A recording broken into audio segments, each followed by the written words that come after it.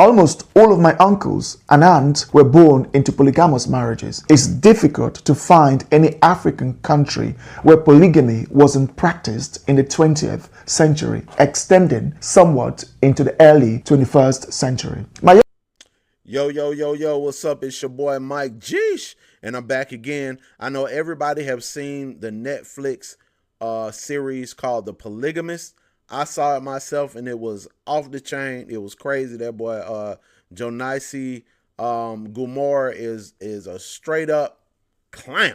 That boy be clowning on there, man. And I was going to do a review, but I didn't do one. So I figured this the next best thing, or probably even better, is the real polygamy that be going down in Africa. You know, the actual factual, and how it deals, how it permeates through Islam and also Christianity in some ways. So this is Africa, the culture of polygamy. The channel is Bantu City Diaries, and just something I thought was interesting because of the Netflix special. So let's check out the real polygamy. With the traditional African kinship system. As Christianity continues to spread across Africa, regions where it predominates have experienced a decline in polygamous marriages, with some areas discontinuing the practice altogether. In contrast, in regions where Islam is more prevalent, polygamy has either remained constant or even increased. Interestingly, in areas where Islam is practiced but not strictly enforced, the incidence of polygamy is lower than in regions where Islam rules are more rigorously applied. Generally, the more rural the area in Africa, the higher the rates of polygamy. This suggests that regions that have retained more traditional African customs tend to maintain the practice of polygamy. At the same time, those influenced by European culture have seen it largely diminish. For instance, the Zulu people of South Africa, along with the Xhosa to some extent, have a tradition of polygamy that is embraced for building family influence and status. In Angola, the Hula, Kunene, and Namibia regions, as well as the Himba region of Namibia, are known to practice polygamy still. Similarly, the Maasai, Luo, Pokat, and Turkana communities in Kenya incorporate polygamy into their culture as a means of expanding wealth, managing land, and enhancing social status. The situation is similar for many Christian ethnic groups in sub-Saharan Africa. For instance, if I were to take you through the Democratic Republic of Congo, Mozambique, Uganda, Gabon, Cameroon, and other countries where Christianity is prevalent, you would find the same patterns. However, it's important to note that this practice is more common in rural, less educated, and remote communities than in urban areas with higher levels of education. So basically what they're saying is the more you got white people coming around, the less polygamy is prevalent within the society of Africa, or whatever community or city they might be in. Seems like he's more dealing with South Africa at this point. But yeah, so polygamy was very much a thing. It was very much a thing in Islam right now. And always has been in Islam, but also in African communities and African families. It is a big tradition, polygamy is. And we see that the more white people come around, or Europeans, that it is diminished. Me personally, I understand it's a part of African. I'm an African American. My descendants are from Africa, but I wouldn't want to be a polygamist because, you know, if I'm gonna get married, just give me one wife. I'm good with that. Maybe two, if they can get along. But really, one. I'm good with one. All right, let's continue. In many of these Christian majority African countries, the practice is illegal under statutory civil law but continues under customary law. In Islamic-dominated African countries such as Burkina Faso, Chad, Senegal, Mali, Niger, the Gambia, Somalia, Sudan, and Guinea, polygyny is a practice rooted in Islamic doctrine. The customary systems that is influenced by Islam supported, on average, around 30% of Islamic marriages in Muslim-dominated African countries involve polygyny, compared to 11% in Christian-dominated African countries. In Christian-dominated regions, So he say 30% in Islamic countries, only 11% in Christian countries. So that's a big difference. You know, Muslims do believe in polygamy.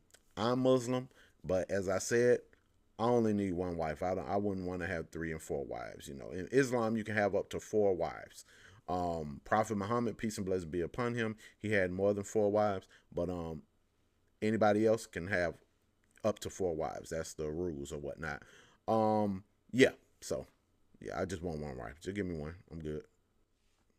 Polygyny is more common in rural communities, while in Muslim-dominated regions, it is a mainstream practice. Those of you who know me, you know that I can't stand religion, especially Christianity and Islam. So this is not an endorsement of Christianity. Rather, it serves as a framework for understanding how, to some extent, Islam may hinder societal progress. For instance, in countries like Nigeria, Cote d'Ivoire, and Tanzania, where Muslims and Christians are nearly equal in number, the prevalence of polygyny among the Muslim population is double that of the Christian population. Rwanda seems to excel in many areas compared to other African regions. Polygamy is strictly illegal in Rwanda. The constitution and civil law recognize only monogamous marriages, and violations of this law can lead to legal consequences. This leads us to the next topic: consanguineous or cousin marriages. In Africa, cousin marriages, jeez.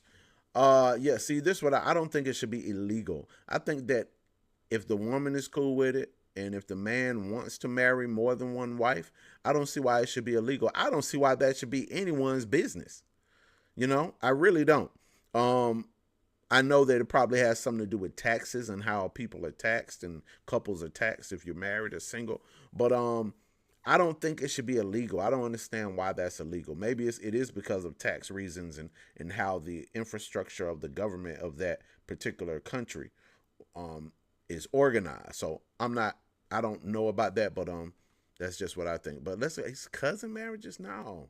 Muslim communities have the highest rate of cousin marriage, while it is nearly non-existent in Christian communities. Cousin marriages, consanguineous marriage, and endogamous marriages. Let's begin with Christian Africa. Historically, cousin marriage has been common across many cultures, not just Africa. For example, the Swana people of present-day Botswana and South Africa practiced cousin marriage to strengthen kinship ties and consolidate family wealth. In Namibia, the Ovaherero community has practice called Ojiramue, which allows for marriage or sexual relations between the children of brother and sister. What? In some countries like Kenya, Tanzania, and South Africa. This is insane. What is this? This House of the Dragons?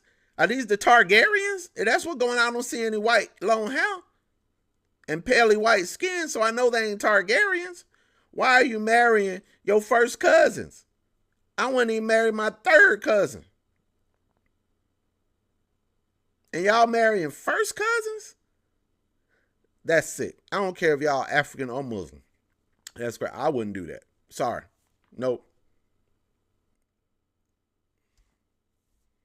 Africa, cousin marriage is generally considered taboo, except within Muslim communities. Interestingly, the more Christian a country is, the less likely it is to endorse cousin marriage and polygyny. Hey man, look, I'm Muslim, and ain't no cousin marriages going on around here, buddy. Now I know you talking about Africa. I ain't never been to Africa. I don't know how they do it, but there's no cousin marriages going on around these parts, okay? I love my cousins, but nah, we ain't doing that, bro. So, just let y'all know.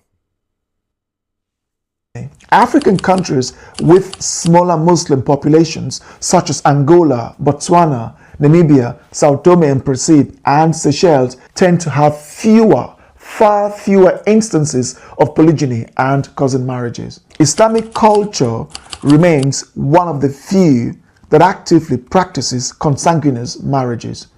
For a long time. And I would beg to differ on that cousin thing, because I know it's a lot of them Alabama inbred country white folks that do a lot of inbreeding in this country. It goes down, so don't just put it on Africans and Muslims. No, they be doing it too. And you know, in Europe back in medieval times, they were marrying cousins to maintain blood lines and all that stuff. So let's not say that it's just Africans and Muslims. No, it's white people be doing it too, and I'm sure other races be doing it too. But this is the topic we're talking about, African polygamy. So you know,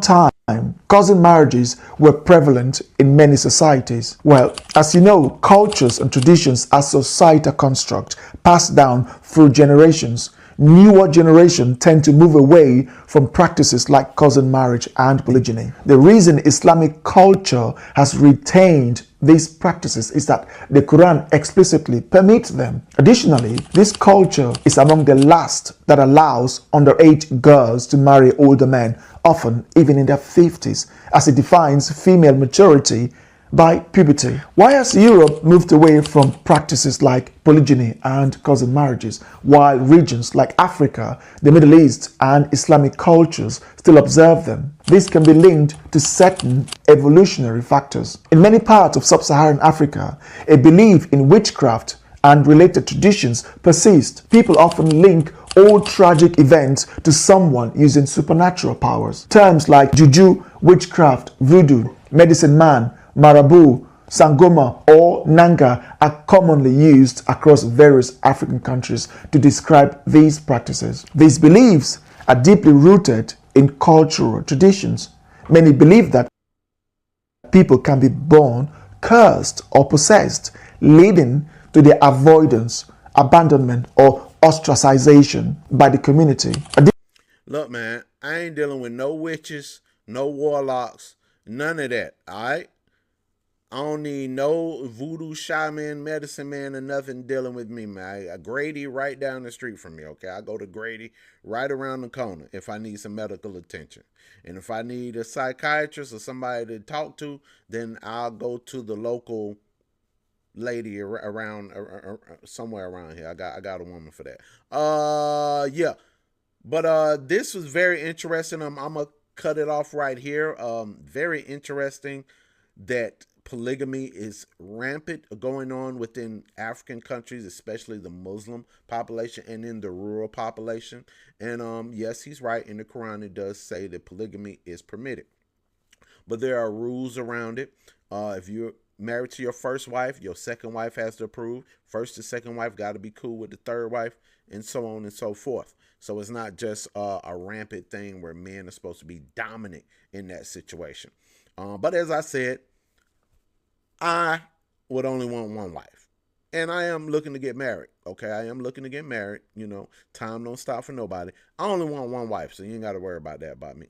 But yeah, this was The Real Polygamist. If y'all watch Polygamy, it's pretty good. Very raunchy, a little raunchy and salacious, but it is a good series, and that's what made me want to check this out. So yeah, man. So I'll see y'all next time. If you got any comments, do you agree with polygamy? Do you not? Have you seen the Netflix series, The Polygamist? Let me know in the comments. And also, if you haven't subscribed, please subscribe to my channel so you can get notifications for videos when they come up. All right. I'm out of here. I'm Mike Geesh. Peace.